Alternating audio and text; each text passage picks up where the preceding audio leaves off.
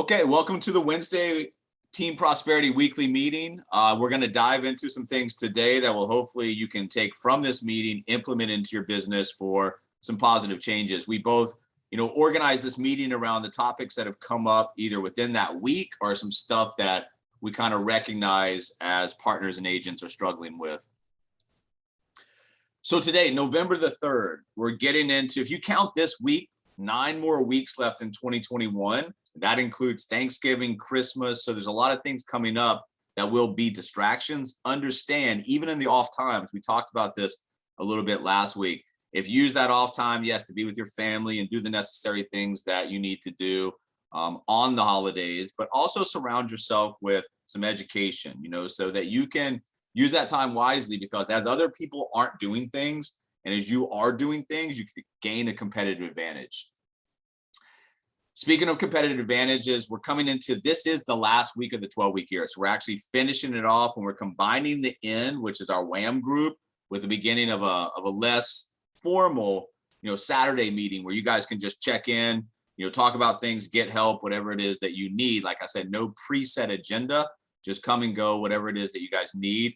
That'll start this week, Saturday at 3 p.m. Eastern. And like I said, that'll coincide with the last week of the WHAM group. Kind of make that transition. Remember, the 12-week year is trying to give you guys a competitive advantage so that you can stack up a period of time, a number of quarters, and inside those quarters get done what is typically accomplished in a year. And the combination of a few strung together quarters like that give you a huge competitive advantage in the marketplace, because no matter what somebody does over a small interim period of time, you've gained so much, it's impossible to catch up. It lets us know what are the deficiencies that we have, what are our strengths, what are our weaknesses, how to craft a vision, how to measure, stay accountable, stay in control, and reflect on, what either is happening or is not happening in your business. If you're not, going into like a 12-week year, you can do this on your own, and you can teach your other agents how to do this on their own as well. It's a 90-day plan, and we need to make sure that within a 90-day period that we, get organized, we have a plan, we execute, and we obsess about what we're trying to do during that period of time. And then always, always, always measure the results to see, like we talk about, what is either happening or not happening within that time cycle. So last week, you guys, we talked about taking your business to the next level with mentorship. How do we take it from a 6 to a 7-figure business, increasing the flow of your pipeline, growing your business on and with purpose? That's really important. Capitalizing on paradigm shifts happening all around us. Great time to be in the business like we are. Creating exact strategies for our clients, why that's so valuable, and then understanding your primary motivation for being out there recruiting talented partners into your organization. This week, we're really going to talk about 3 things. Reality check, the advantage of using these funnels more and more going forward, and then, how to organize yourself and your agency growth around top performance.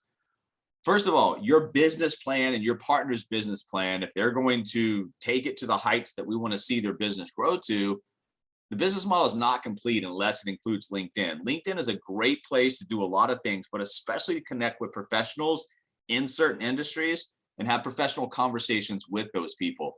Like we've been talking about, people are either voluntarily or involuntarily on the move right now, looking for change of pace, peace of mind, control of their future. When you get on LinkedIn and you spend some time, not just throwing up a shell of a profile, but really organizing yourself, your thoughts, in a way that you're expressing to the outside world different things. You've got to be personal, you got to be authentic, you've got to tell your stories, but inside that, showcase your skills, build that network. And then probably one of the most important things is you've got to be able to manufacture or create content. And on LinkedIn, one of the reasons I like LinkedIn is because it's not like Twitter, where it's constantly going through time after time after time after time, these tweets. If you craft something decent on LinkedIn, you don't need but a few posts a week. And if they're really good, they can gain traction and show up for a while on that platform. So remember, LinkedIn organically, no money out of pocket right now. You can have a lot of good and even great conversations there. Okay, so a little bit of a reality check. Failure is going to happen, guys. You're going to have people stand you up. You're going to have things fall apart. You're going to have partners come in that were big talkers that do absolutely nothing. So, when you look at failure, expect it, embrace it, excel beyond it, but also understand that if you're having failure, then you are paving the way towards success. If you're not having any failure, you're either not doing anything worthwhile or not doing anything at all. So with that failure, you're going to get frustrated. And how you deal with frustration internally and how you're able to help your agencies as they grow deal with frustration is a major item in the checklist of either how well your agencies grow or how they do not grow. When you're talking about getting frustrated and you're channeling that into something positive to grow from it, that's great. We're dealing with frustration, channeling into a negative energy where we just dwell on it. It's going to eat away at us and our agency grows. So realize failure happens, frustration happens. How do we deal with it? And how do we coach and mentor other people to deal with it as well? Like I said, if we're not experiencing failure, and if we're not experiencing frustration, we're probably not doing much of anything at all. And I can guarantee you that if nothing's happening on the activity side, like this quote says, the only impossible journey is the one that you never begin. So if we're not doing anything, we can project 36, 48, 60 months down the road, nothing's going to happen, right? So what we need to understand is the plan of action is very important.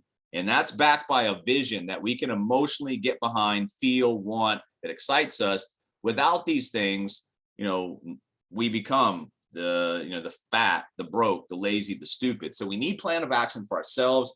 We need a plan of action for our partners. And we need a plan of action for our clients. And then we need commitment from ourselves, our partners, and our clients to be able to help them reach that, whatever that goal, dream, motivation, pain point, whatever it is that's getting them to the point to take action.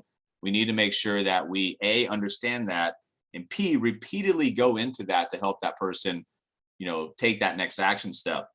The next 60 months, the next 36 months, 48 months, however you want to look at it. Like I said, if you are doing little to nothing every day, the compounding factor of that is going to lead you to absolutely nothing on the results side. You're going to look back with regret, and all those emotional factors psychologically that, regret's one of the biggest ones that we have. When we look back at our life, we should have done this, we should have done that.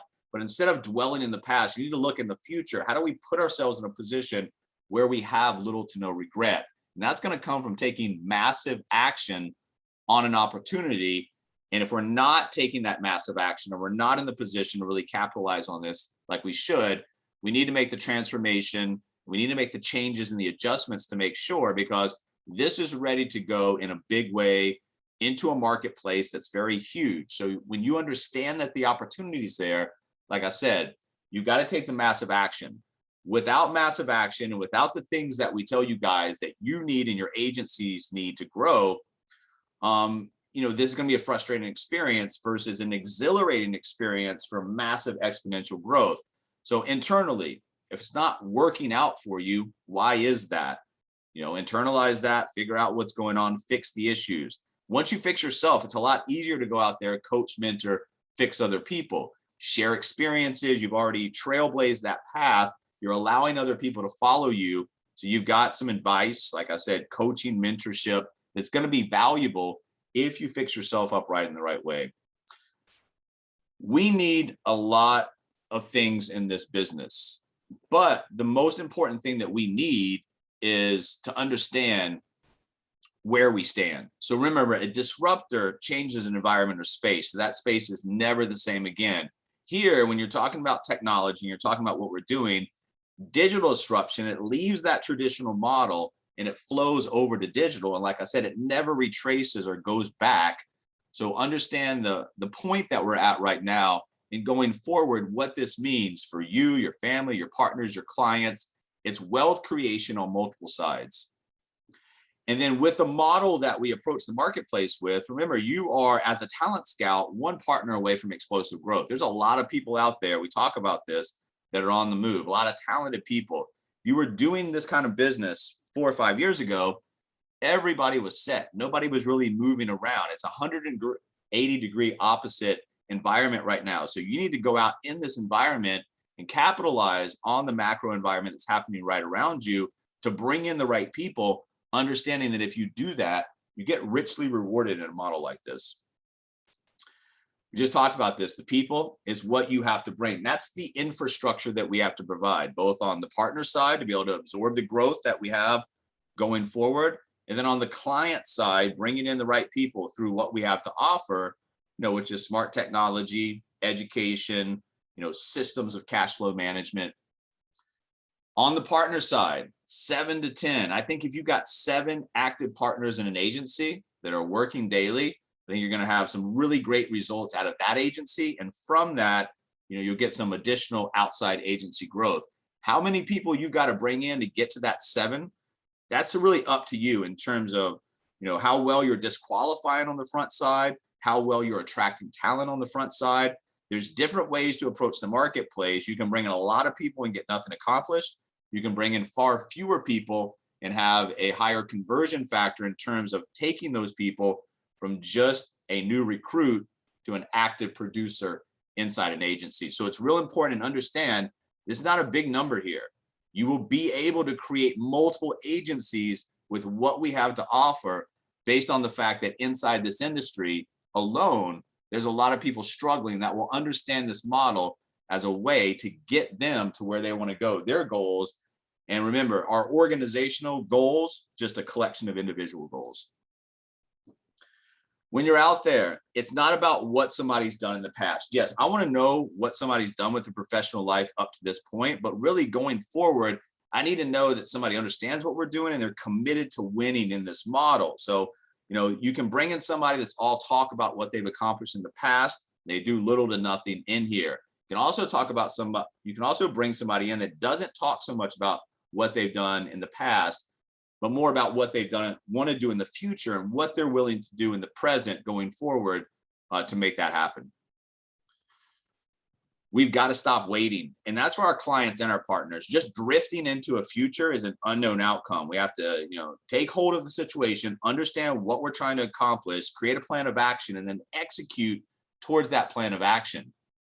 You got to create excitement. And this is one of the best things that you can develop in terms of a skill set on the front side when you're learning about taking our model, whether that be for the client or the partner, out to the open marketplace. You've got to create excitement. And a lot of that excitement for the partner side comes from the understanding of what you're trying to do. And that core belief that we're actually doing something that's going to have a positive impact on people both now and in the future. And in some small way, change the, in this case, financial landscape of this country. So the excitement comes from the core belief that you're doing something and it's in the right way at the right time, in the right moment. But then going forward, you're going to build off that core belief and find additional things to be excited about in your business. And those things can change from day to day, week to week, but always find something to be excited about and make sure other people know that. Like we were talking about earlier, the model comes from having the backing of a smart technology company with the upfront, of what we do with the data-driven education. And then into the marketplace, we're not providing theoretical or bucket solutions. These are tailor-fitted, data-specific solutions to specific problems that people are having. And that we know that when we go into the marketplace, there's going to be a lot of people raising their hand, wanting additional information. If we do our job right here with the education, the rest of it will take care of itself. Remember, if there's a problem, which we definitely have a problem with how money works, financial literacy, debt, not enough wealth, all the things that we talk about, we're providing a solution into the marketplace. Your job is to think about how to bring that solution to the marketplace on a mass level or an individual level, however it is that you're marketing or talking to people, to get interest. General interest is all we need. All we need is booked education meetings, and everything else for our model will flow through there. And then this is for our partners as well as our clients. We are teaching people how to take the emotion out of decisions and have data-driven decisions. We make mistakes in life because we make emotional decisions. When we take the emotion out of our decisions, we have numbers to back it up, data-driven decisions. We build better agencies full of better partners and full of better clients. So what's really happening in the conversation? When you're talking to other people, when you're conversating and communicating with people, what's really happening? Because when you talk about what you do it can't be just a bunch of jumbled half sentences that really make no sense. It's got to be clear, concise, articulate, and it's got to be a funneled conversation. And when we talk about a funnel conversation, it's got to lead into an action step. Remember, just having the conversation for the sake of just talking to a bunch of people is worthless. You're talking people to do two things: kind of get some general interest, disqualify, whatever you want to call it on the front end. And then number two, lead to an action step. When you're talking to people, remember, people are on the front end. We're going to teach them how to make data-driven decisions, but they're emotional creatures. So psychologically, you have to understand the power of possibility and the fear of missing out are two big emotional factors that you can use in marketing, in communication, conversation, education, all of these things to help, push people to what you're trying to do, that next action step. And when you talk about the power of possibilities, you need to understand, for your partners and your clients, they need to be aware of the possibilities. That's number one. And then number two, they need to live with the possibilities and the potential. So once we break open new mindsets, teach people, new possibilities, they need to be able to commit to living their life with the possibilities and the potential to gain whatever it is they're trying to gain. And then we need to outline step by step by step how we get there. You can't just tell somebody they're going to go from A to Z without some type of plan of action that gets them through the rest of it. So when we lay out plans for our partners, for our clients, it's step by step. And that's really, really important, because people need to be handheld for a period of time, both as a client and a partner, until they create some interdependence and then ultimately some independence from you. Another thing that we really need to get good at is, there is the cost of something, which is the price, and there's the value of something, which is the worth.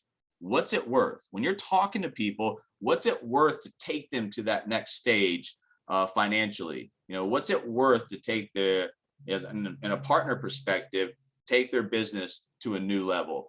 So everything has a price, everything has a cost, but the worth, the value is really what you want to start talking about and helping the other side understand.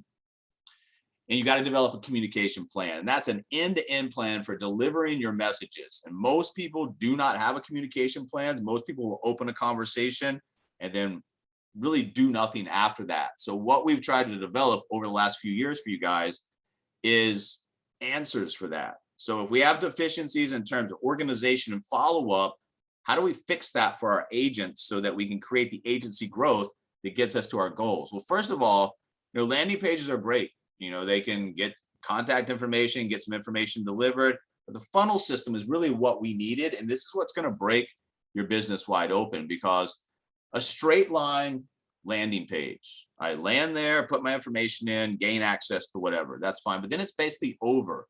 When you talk about a funnel system, you're talking about an interactive system that's trying to reach people on different levels to get them more information about what they requested and ultimately push them to next action steps. So whereas this is linear, this is interactive and it's looping, and it really doesn't stop for a period of time. And this system right here, like I said, takes care of two things that agents are very deficient on. Number one is follow-up, and number two is organization. All we have to do is get good at giving away something of value. It's really not a hard job. Can you give away something for free? Find the right people that are interested in this, that will go to your opt-in page to claim the guide. That's all we're looking for. It really can't be any easier than this on the front side. And like I said in the very early part of this meeting, it's really just about having the activity. You're doing what you need to do every day, going out there, getting better at presenting some of these guides, getting people to opt in. The rest of the business can be learned as you go along. You've got help, a lot of help on the front side.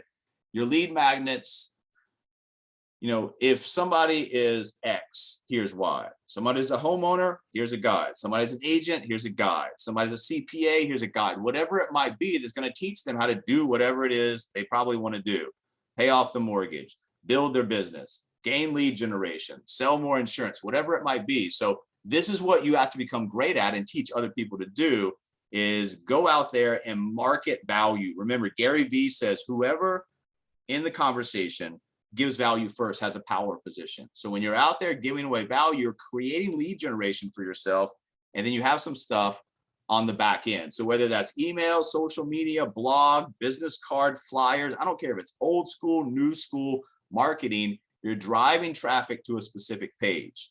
That offer is given, you generate a lead. Now you actually have something to talk about with that lead. So your gateway, you're trying to drive as much traffic to those opt-in pages to claim those free guides as possible. And then from that point forward, you've got lead generation, you've got some other things happening, you've got a reason to follow up with that person and start and continue the conversation.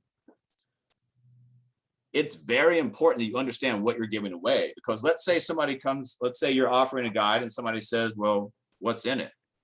Well, I know that's a stupid question. They should get the guide and read it, but you need to also understand that when you're giving away a guide, if you have no idea what's in the guide, that's going to be problematic in a lot of conversations. Also, to present the guide, if you have no idea what's in it, it's going to be problematic. So you need to understand what you're giving away, because there is value there. It is helping that persona, understand how to accomplish what they're trying to accomplish. Very important. And then also educate the customer. When you get somebody in that funnel system, it's going to create the content that teaches and guides. It avoids the whole, hard pressure, hard sell environment, which we all hate. It's what your target audience wants, and it doesn't really mention your product or your service directly. You got two important things that are happening here. Number one is the campaigns. That's the marketing material that continues to educate your clients. And you got the triggers, which helps you guys with organization, cause and effect. Something happens, system will take care of it for you.